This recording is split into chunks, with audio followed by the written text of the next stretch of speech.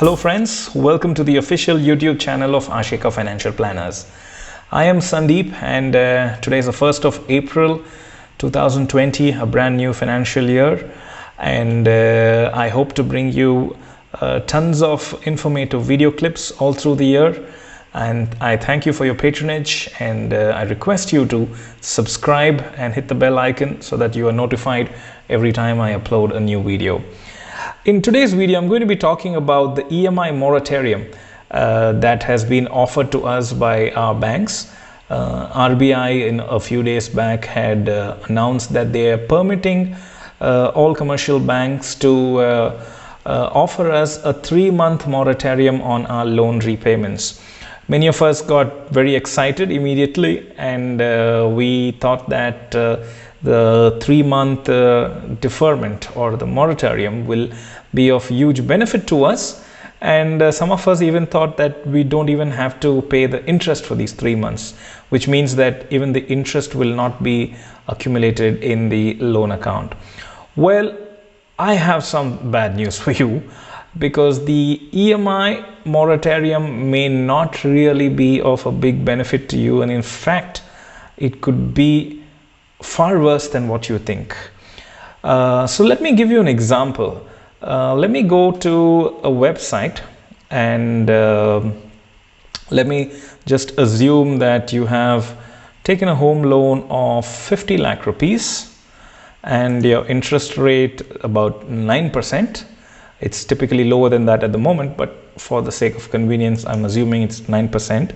And we typically take loans for 20 years, so which is 240 months. Now you can see that the EMI you are paying is 44,986. Now let me just scroll down and see the repayment schedule. And let me assume that you took the loan in the month of March 2019, if you can have a look at the highlighted place, and you have paid until Feb 2020. All right, the moratorium is applicable from March 1st 2020, so you have until February. You have paid quite a bit of money, of course, and this is the outstanding amount. 49 lakh 6,364 is the outstanding as of 1st of March 2020. Now, let's have a look at this table here. March 2019, you took a loan of 50 lakh at 9% interest rate for 20 years. Your EMI was 44,986. 1 year later, this is the outstanding 49 lakh 6,364, and the number of months remaining is 228 because you have repaid for 12 months. Now if you opt for the 3-month moratorium, remember the interest part of the loan will still keep getting added to your loan account.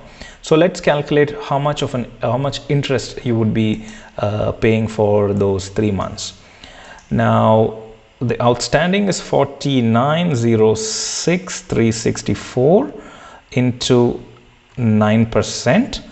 So that is the 1 year interest, divided by 12, that is the 1 month interest, into 3, that is the 3 months interest.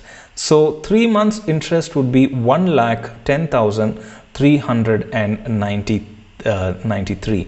So I have come here and I have added that amount.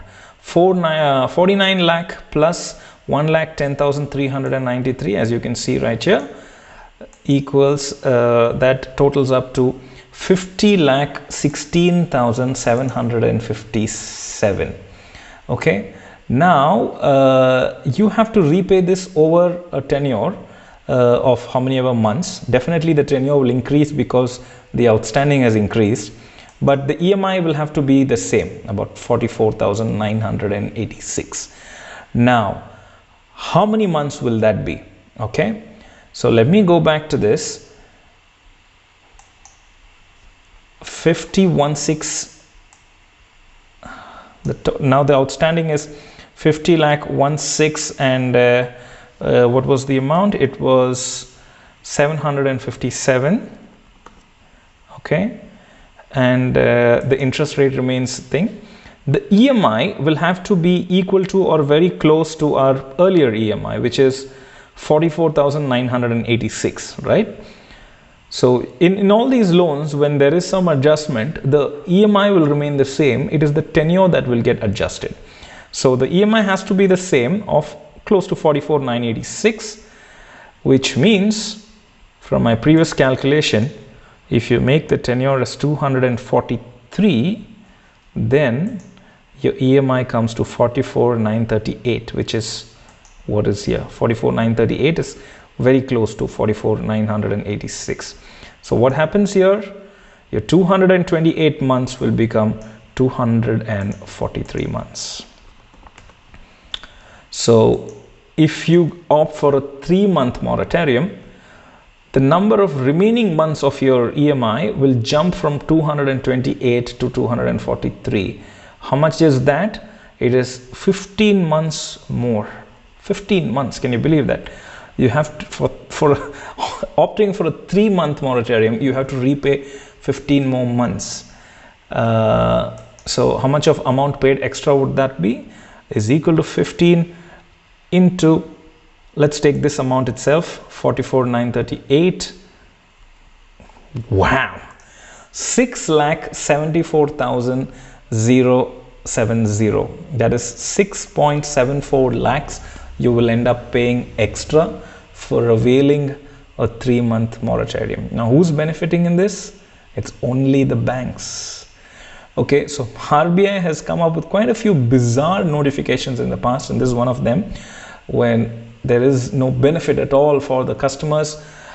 Only if you have a severe financial distress, if you're into a business, if you're self-employed and you do not have any cash flow, incoming cash flow, of course, in these last couple of in this month and the next, then it makes sense to go for the moratorium. Otherwise, you opt for 3-month deferment of EMI, and you will end up paying this much, assuming, of course, that you have taken a 50 lakh home loan and at a rate of 9% for 20 years. You could have been taking much more. Remember, there are people who take loans in crores, so the amount could be more for them. So if you have a salary, a regular salary, a regular cash flow, it doesn't make sense to go for this EMI moratorium at all. Well, thank you for tuning in once again. I'm very, very happy to be bringing you these videos. I would be more than happy to answer your queries.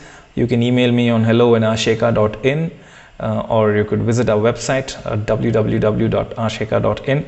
You can see that on the screen right here, and you can also reach us out on Facebook, Twitter, LinkedIn, of course, and you're watching my YouTube channel.